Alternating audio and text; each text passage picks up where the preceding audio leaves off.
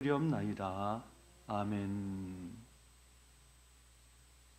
오늘 본문은 모세가 지금 애굽 땅을 나와서 광야 40년 생활을 청산하고 가나안 땅으로 들어가게 될 이스라엘 백성들에게 그들이 들어갈 가나안 땅이 어떤 땅인지를 애굽 땅과 비교한 내용입니다.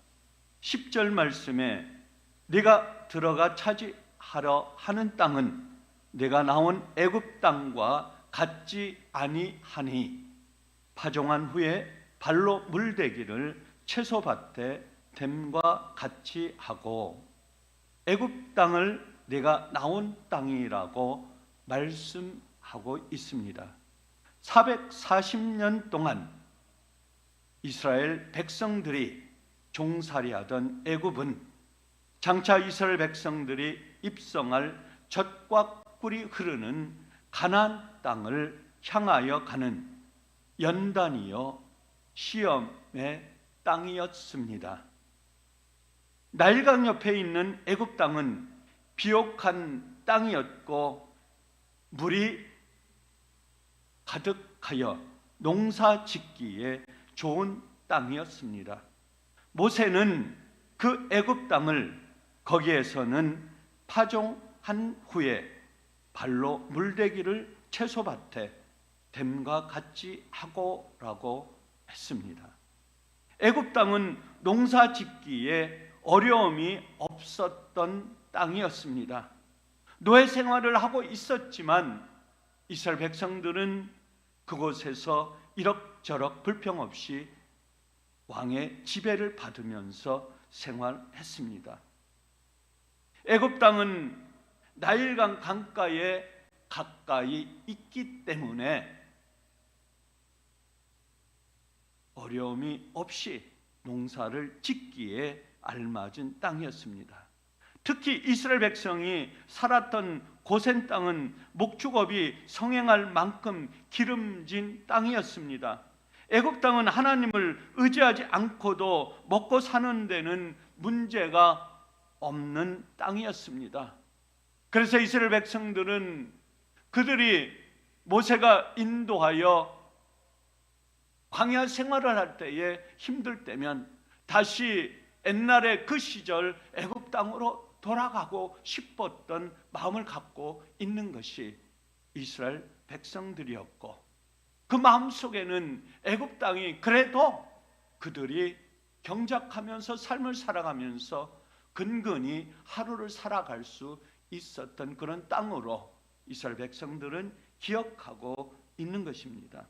11절, 12절 말씀에 너희가 건너가서 차지할 땅은 산과 골짜기가 있어서 비를 흡수하는 땅이요 여호와께서 돌봐주시는 땅이라 여호와의 눈이 항상 그 위에 있느니라. 가나안 땅은 어떤 땅이라고 말씀하고 있습니까? 산과 골짜기가 있어 비를 흡수하는 땅이요 가나안 땅은 농사를 짓기에는 굉장히 척박한 땅이라고 말씀하고 있습니다. 사람이 필요한 곡물과 채소를 경작할 만한 땅이 아니라고 가나안 땅을 말씀하고 있습니다. 그런데 왜 하나님은 가나안 땅을 젖과 꿀이 흐르는 땅이라고 말씀하고 있습니까? 가나안 땅은 하나님의 은혜가 아니면 살아갈 수 없는 땅이기 때문입니다. 인간 스스로는 그곳에서 살면 살아갈수록 힘든 땅이요 고통의 땅이요 산골짜기와 산으로 뒤덮여 있기 때문에 비가 오기만 하면 그 비가 그 속으로 들어가서 땅을 경작할 수 없는 땅입니다. 하나님은 은혜가 아니면 왜 살 수 없다고 말씀하고 있습니까? 가나안 땅은 산과 골짜기로 되어 있어 물을 끌어댈 수가 없는 땅입니다. 산과 골짜기로 되어 있어 채소와 곡물을 심을 평지가 없는 땅입니다. 하늘에서 비가 내리면 비가 그대로 골짜기와 산속으로 흡수되는 땅입니다. 그러므로 하나님의 은혜가 아니면 농사도 지을 수 없고 살 수도 없는 그러한 땅이라고 말씀하고 있습니다. 그래서 가나안 땅을 여호와 하나님이 돌봐주시는 땅이라고 말씀하고 있습니다. 하나님의 은혜와 하나님의 사랑과 하나님의 섭리와 돌보심이 없이는 그 가나안 땅에서 결코 이스라엘 백성들이 살아갈 수 없기 때문입니다. 여호와의 눈이 연초부터 연말까지 1년 내내 이스라엘 백성들에게 항상 향하고 있기 때문에 젖과 꿀이 흐르는 땅입니다. 저와 여러분이 살고 있는 이 세상의 땅은 어떤 땅입니까? 하나님이 없이도 삶을 살아갈 수 있는 애굽 땅으로 볼 수가 있습니다. 하나님을 알지 못하고 하나님을 멀리하고 하나님이 어디 있느냐, 나에게 보여달라, 하나님이 있으면 왜 세상을 이렇게 만들어 놓느냐 하는 불평, 불만을 갖고 있는 많은 사람들이 있습니다. 그 애굽 땅과 같은 이 세상에서 하나님이 없이도 순간순간 하루하루 삶을 살아갈 수 있는 곳이 이 세상이요. 세상 사람들은 부를 누리고 권력을 누리고 그 삶을 살아갈 수 있다고 생각하는 곳이 세상입니다.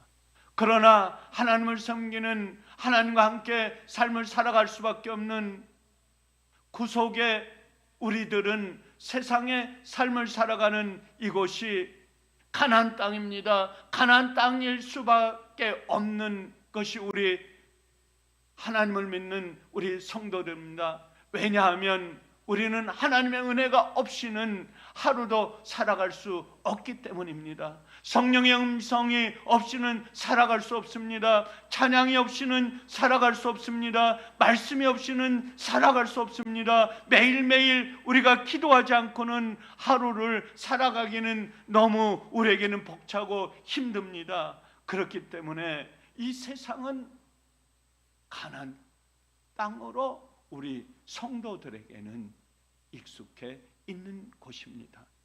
13절, 14절, 15절 말씀에 내 명령을 너희가 청종하고 여호와를 사랑하여 마음과 뜻을 다하여 섬기면 여호와께서 땅에 이른 비와 늦은 비를 내리시니 곡식과 포도주와 기름을 얻을 것이요 또 가축을 위하여 들에 풀이 나게 하시리니 내가 먹고 배부를 것이라.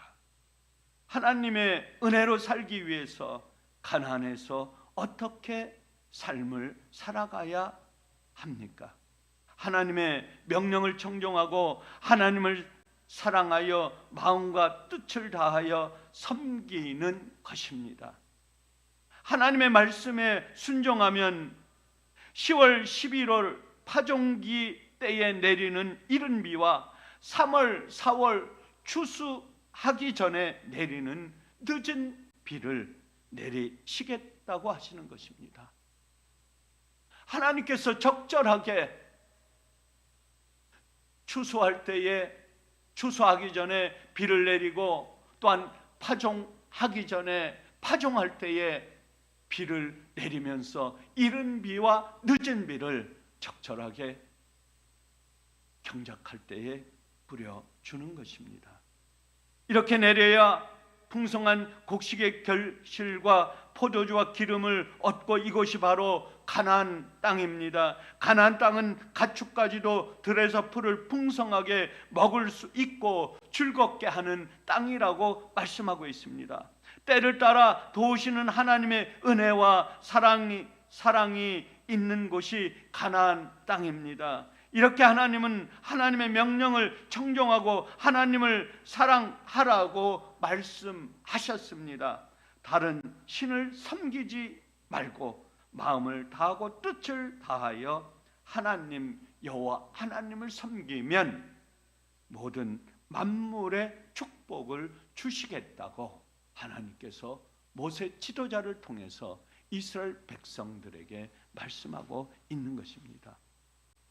16절 17절 말씀에 너희는 스스로 삼가라 마음에 미혹하여 다른 신들을 섬기고 절함으로 하나님의 진노하사 하늘을 닫아 비를 내리지 아니하여 땅을 경작하지 못하고 아름다운 땅에서 속히 멸망할까 하노라.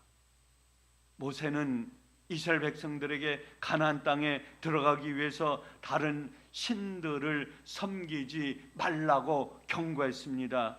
그리고 그것들에 절하지 말라고 강조했습니다. 가나안 땅에는 많은 신들이 있습니다. 여기저기 널브러져 있는 신들을 이스라엘 백성들은 하나님을 섬기지 않고 하나님을 외면하고 그들을 섬겨왔습니다. 만일 이스라엘 백성이 가나안 땅에 들어가 그 땅의 다른 신들을 섬기면 비를 내리지 않으시고 땅을 경작하지 못하고 멸망하게 하시겠다고 말씀하고 있는 것입니다. 가나안 땅에는 기도 없이는 살 수 없습니다. 애굽 땅에는 세상 속에서 살아갈 수 있습니다. 그냥 근근히 살아갈 수도 있습니다. 하나님을 알지 못하고 다른 신을 이방신을 섬기고 애굽 땅에서는 살아갈 수 있습니다. 그러나 가나안 땅에 살려고 한다면 가나안 땅을 살아가려고 하는 모든 사람, 모든 백성들은 반드시 하나님의 은혜로 살아가야 합니다. 기도로 살아가야 합니다. 말씀으로 살아가야 합니다. 찬양으로 살아가야 하는 것입니다. 그것이 바로 젖과 꿀이 흐르는 가나안 땅입니다. 18절, 19절, 20절 말씀에 너희는 이 말을 마음과 뜻에 두고 손목에 메고 미간에 붙여 표를 삼고 너희의 자녀에게 가르치라. 집에서도 길을 걸어갈 때에도 누워 있고 일어날 때에도 이 말씀을 가르치고 너희 집과 문설주에 기록하라. 하나님은 무엇을 가르치라고 말씀하고 있습니까? 하나님께서 모세에게 주신 말씀을 가르치라고 말씀하셨습니다. 모세는 너희는 이 말을 가르치라 라고 했습니다.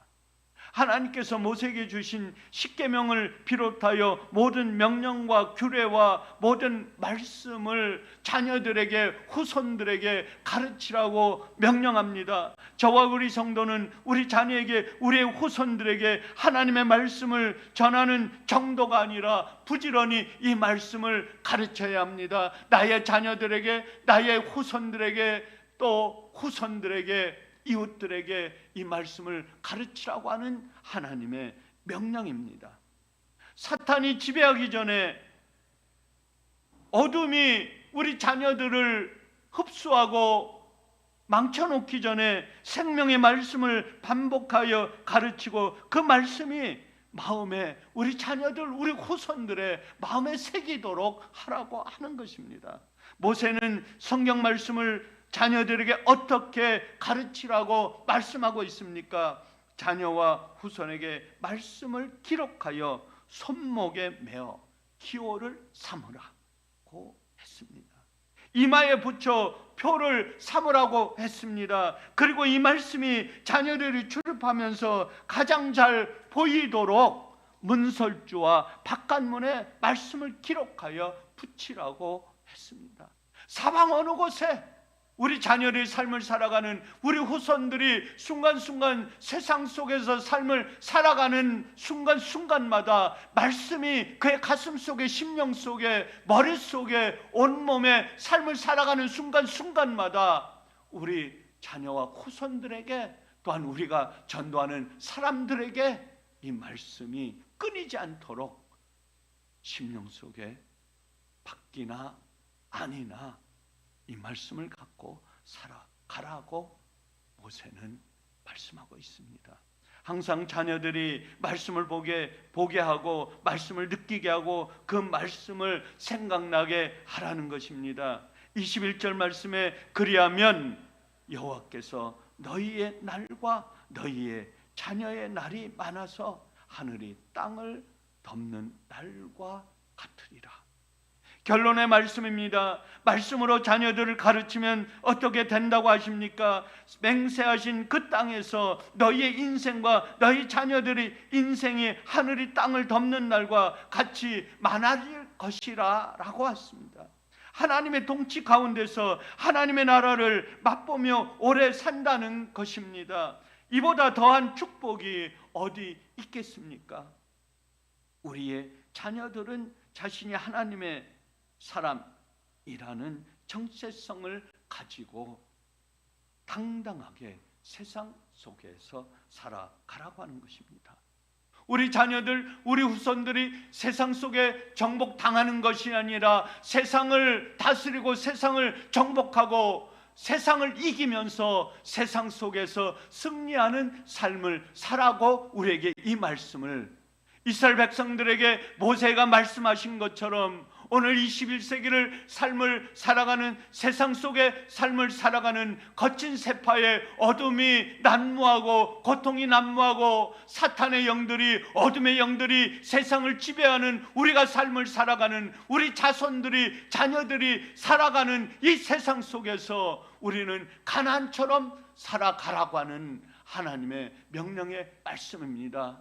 과거에 이스라엘 백성들에게 주셨던 이 말씀은 오늘 우리에게 생명으로 다가옵니다. 살아 움직이는 운동력이 있는 이 말씀입니다. 그렇기 때문에 오늘도 세상 속에서 새벽부터 하루를 살아갈 때에 우리 예수 사랑교회 온 성도들 또한 우리 자녀들 자손들에게까지 이 말씀을 붙들고 오늘도 승리하는 세상 속에서 가나안의 땅을 가지고 기도하며 말씀을 갖고 찬양 부르면서 오늘 하루도 세상 속에서 승리하는 삶으로 살아가시는 예수사랑교회 온 성도가 되시기를 주의 이름으로 간절히 축원합니다. 감사하신 아버지 하나님, 오늘